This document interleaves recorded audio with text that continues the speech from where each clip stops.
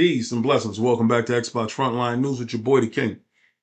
Now, do you see why I don't leak information? Do you see why I was told a whole bunch of stuff? Now, some of the stuff was actually true of what the state of play, right? But a lot of times these guys get stuff absolutely wrong. All right. So let me start with something that I felt was hugely important. The 3D spatial audio PC setup. I explained a long time to you guys that PlayStation was gradually uh, not even exploring, um, going full steam into PC, seeing how lucrative that the PC market is. PlayStation is actually doing everything in their power to try to make the PC their own. With looking at how they're using the PlayStation Link, people didn't understand how they was using the PlayStation Link and what that was about. Well, the PlayStation Link is they're trying to get their proprietary stuff in unison. Whereas the PC is pretty much the Wild Wild West. If they can bring some form of uniformity to the Wild Wild West, this is their thinking that they can actually monetize their area. So the PlayStation Link is necessary when it comes to these audio devices.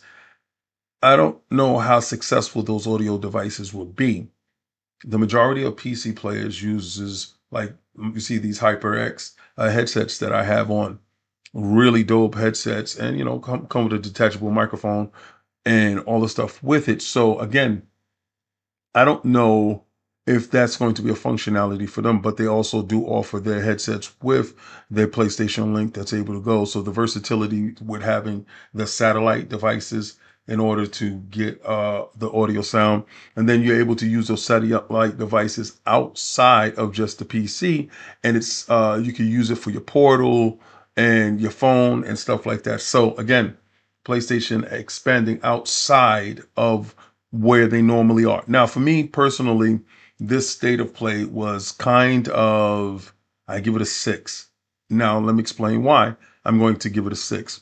I saw Soros in the beginning. Soros looked fantastic, and that was great. All right. So you said, Soros looks great. I understood from some of the information that I had earlier that Soros would be there. Okay, so they saw Soros, and then kind of got to a low point and went straight to Flight Simulator. I thought Flight Simulator looked like, okay, I've heard Flight Simulator being talked about going to the PlayStation ecosystem for a while now. So now that that's an official thing, that's happening. So people saying that PlayStation going to use the state of play to announce games going to Xbox. No, Xbox has their own shows where they will be able to announce their own stuff. PlayStation has their shows where they can announce PlayStation stuff going over to them. PlayStation has their stuff. They can announce Xbox stuff going over to them. Xbox has their show. They can announce PlayStation stuff going over to them. It's called, it's like, since I've been here in Japan, it's, uh, it's respect factor. Okay. We will allow you to talk about that on your joint. And that makes sense. Okay. So moving right along, Crimson Desert looked great to me, but that's for everybody. The Michael Myers game looked great to me, but that's for everybody. There was a lot of little games in the cut that looks great.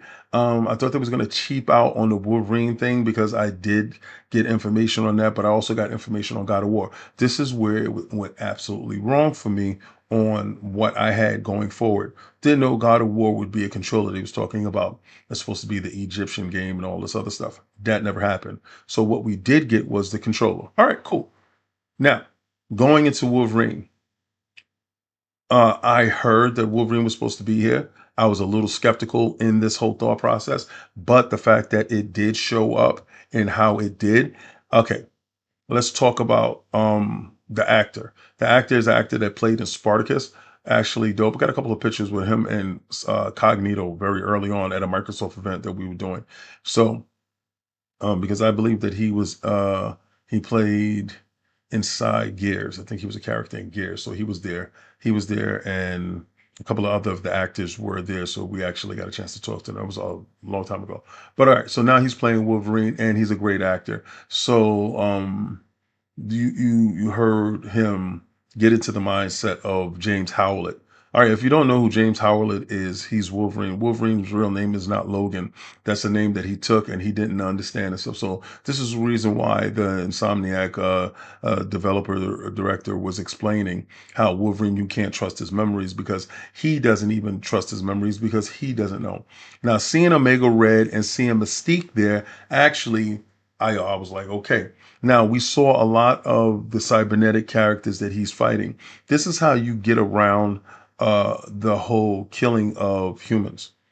Make them cybernetic. And the Reavers, they can make that happen. So I think that we would see Lady Deathstrike in this and a couple of other characters. We did see a Sentinel in this. So a lot of the enemies will be of that type of nature, techno-organic, in my opinion. I don't know everything, so I do believe that that's how it would go. Actually, I know nothing about Wolverine, to be honest with you, as far as what Insomniac is doing with the game.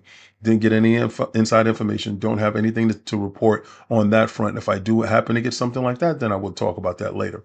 The game looked fantastic. Now, my main concern going into this game was the aspect of the traversal. The traversal in the game actually looked really good. It showed that he was able to be maneuverable in tight corners and it showed tight areas. But then they also took those tight areas and broke that down into spaces where he used his motorcycle to get from point A to point B.